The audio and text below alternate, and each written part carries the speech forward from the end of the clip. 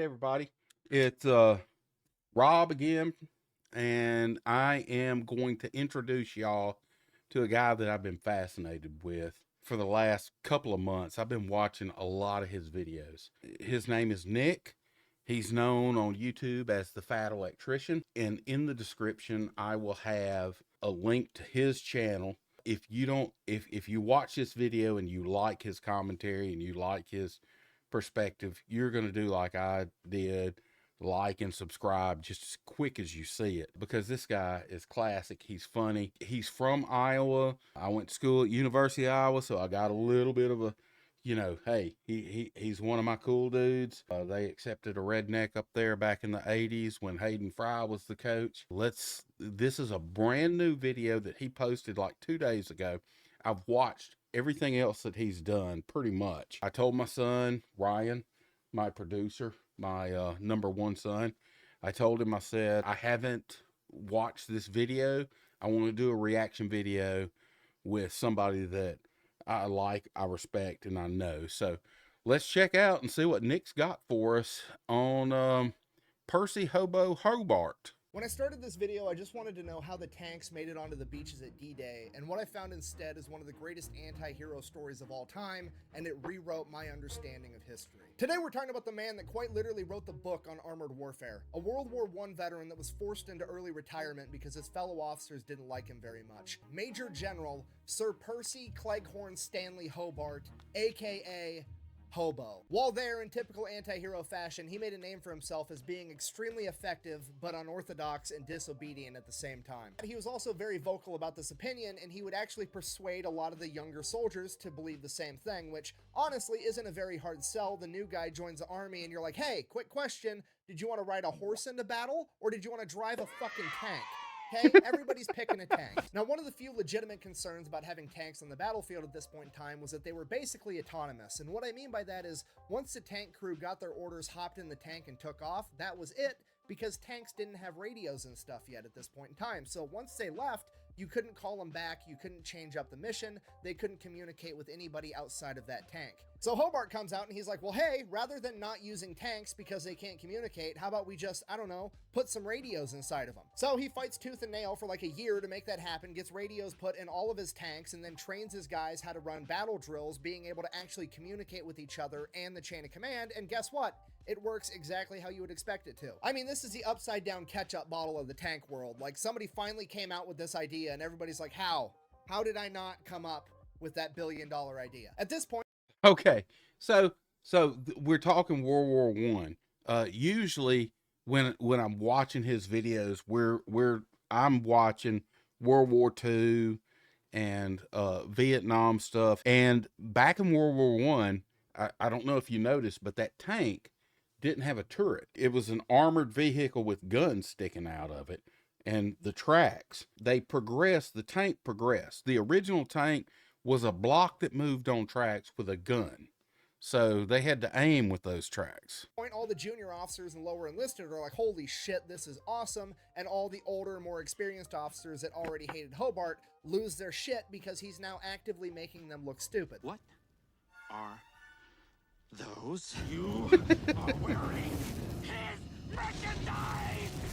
Another reason I love this guy is he cuts and edits like my main man Ryan over here. He puts in stuff to make my videos look semi-humorous. So once that gets worked out, he starts developing legitimate battle strategies and drills and training his men on how to conduct tank warfare, how to integrate tanks with infantry, really laying the groundwork for what would become modern tank warfare. This goes on for a couple of years, and then in 1927, he ends up being a co-respondent in a divorce case. Now, I'll be honest, I had to Google what that meant, but apparently co-respondent is the fancy British officer polite way of saying Percy Hobart was banging somebody else's wife. Her name was Dorothea Field, and of course, she was another British officer's wife. Naughty, naughty. After that divorce is finalized, Dorothea and Percy get married pretty much immediately, and the rest of the officer corps now absolutely hates him, and they actively try to get him kicked out of the military because this is not gentlemanly behavior. They're not able to get it done. Hobart stays in the military and continues to develop and refine armored warfare, and one of the things he starts to do is look back into history and see if there's any lessons that he can apply to tank warfare. And one of the things that he hones in on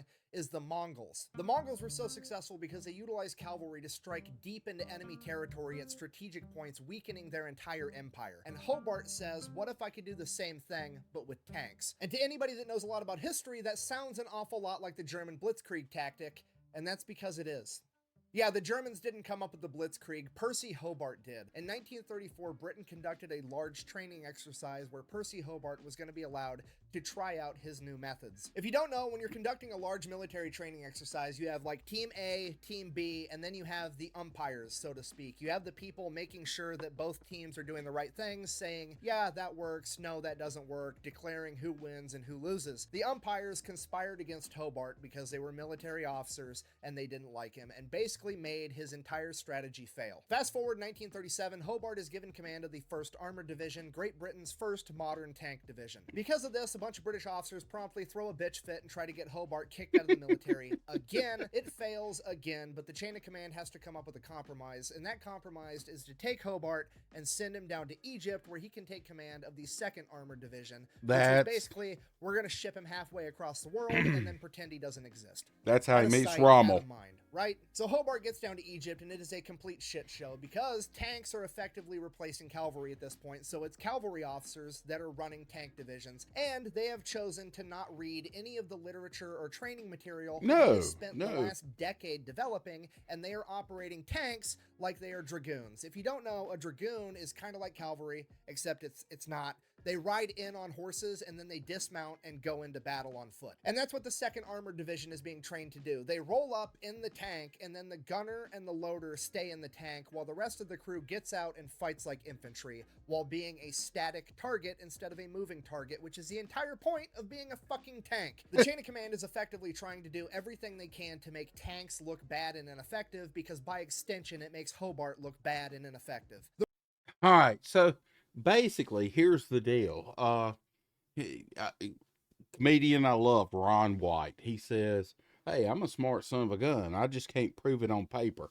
Hobart could prove stuff on paper, but nobody wants to see it because they think their paper is better than his. Imagine that. The running joke when Hobart gets there is that the Egyptian force is the Egyptian farce, and the mobile division is the immobile division. Percy Hobart treats his men like they're grown-ass men, and they absolutely love him for it. And because of that, he gains overwhelming support from the junior officers and enlisted men, and he becomes immensely popular. No. Absolutely. Look, let me tell you something. If you've got everybody in the E side believing in who they have leading them in the O side, they will go to hell with a pair of gasoline drawers on for them. Don't like that. And because of this, they finally force him out of the military because they sent him down to Africa, intentionally sabotaged him, and yet again, he's managed to turn the entire situation around and turns it into a positive thing.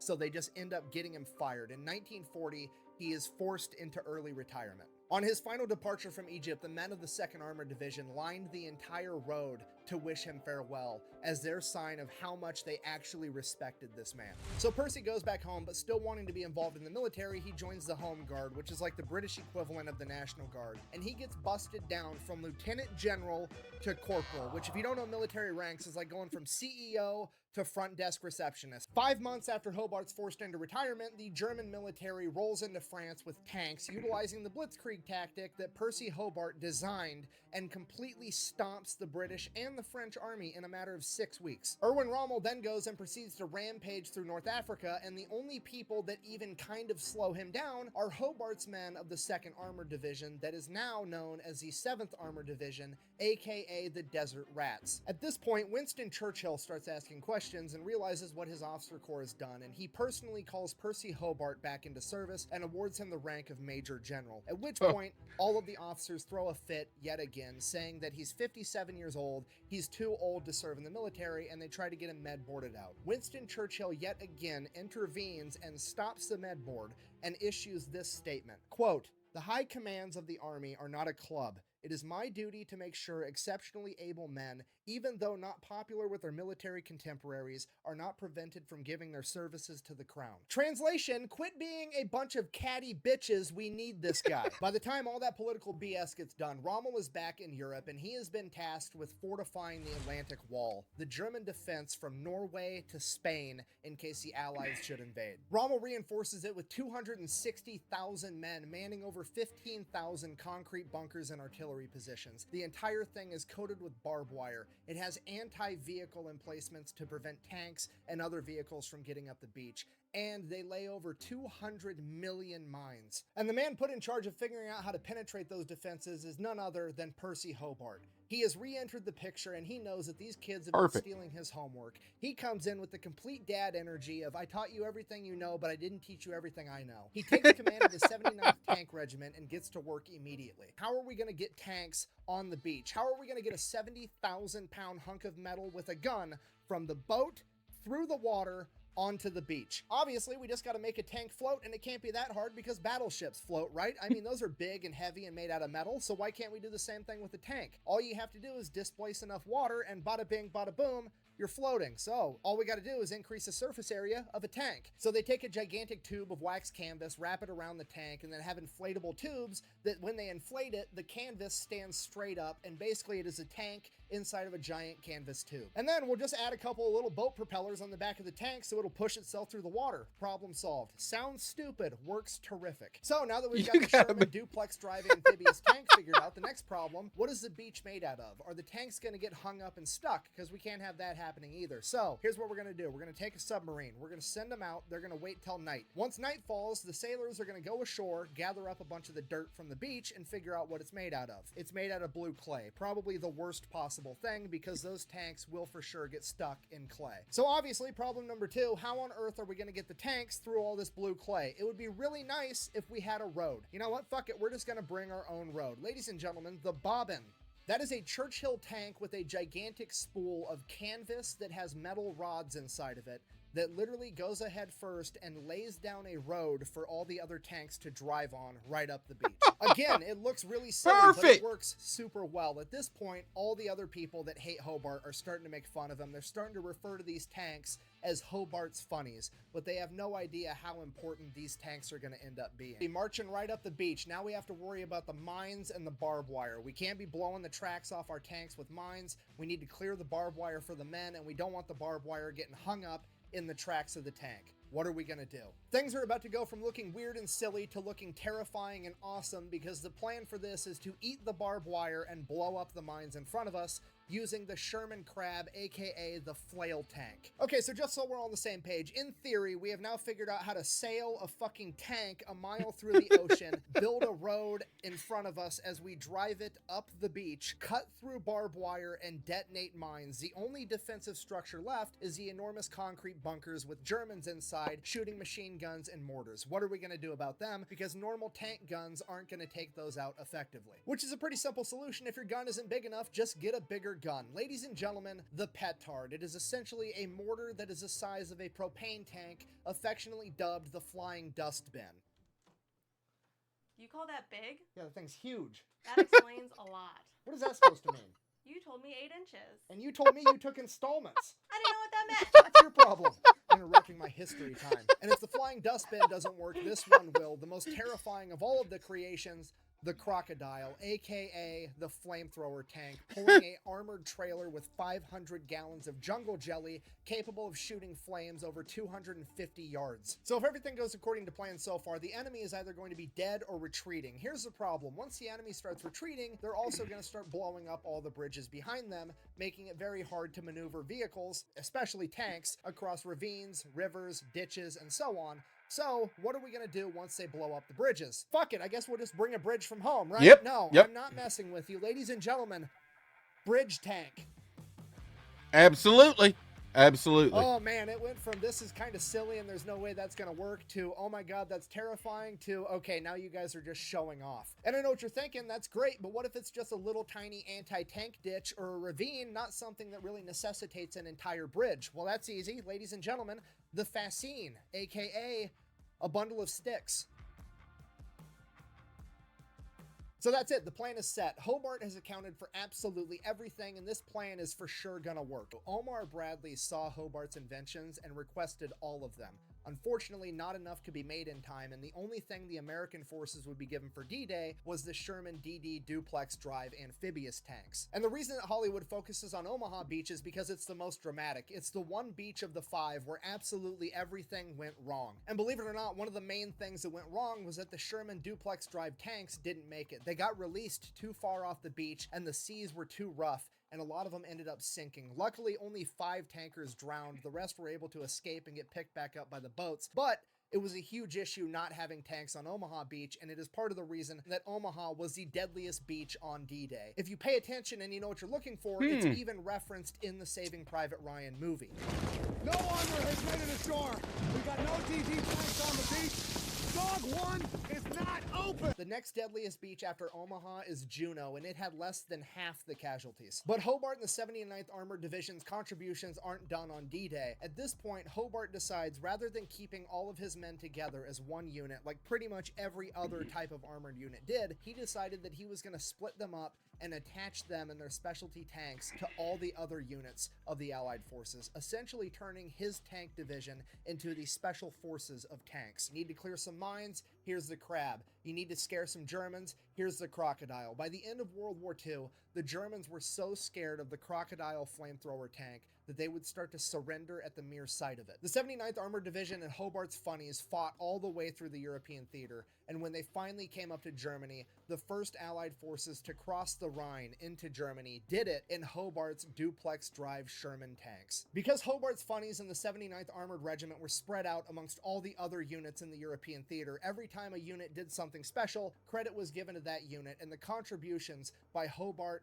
Hobart's men, and the Hobart funnies would go unnoticed and unrecognized. So in conclusion, this was a story of Major General Percy Hobart, the man that pioneered modern tank warfare, the man that trained the men that beat Rommel in North Africa, the actual inventor of the Blitzkrieg tactic, and one of the most important architects of D-Day and the Allied advance through Europe. In the pages of history, he is a victim of his own success because everywhere he wasn't was such a catastrophic shit show that it monopolized the spotlight, and everywhere he was, things went so smooth that it wasn't worth reporting, so he went unnoticed. When people think of tank warfare in World War II, way too many people think of Erwin Rommel and Heinz Guderian, when in reality they should be thinking of Percy Hobart, and I hope this video helps with that. I learned so much from just watching this, and nobody talks about this. The history I was taught in high school was dates. Nobody talks strategy like you are. If high school kids watch this, this is what needs to be taught. This should be in everybody's curriculum to graduate high school. It's a great video. Look forward to y'all checking out. If you think he's as funny, educational as I do, y'all check him out. FatElectrician.com. Like and subscribe his page. Go Nick. All right. I don't, Ryan just left. He's gone now. So here we are.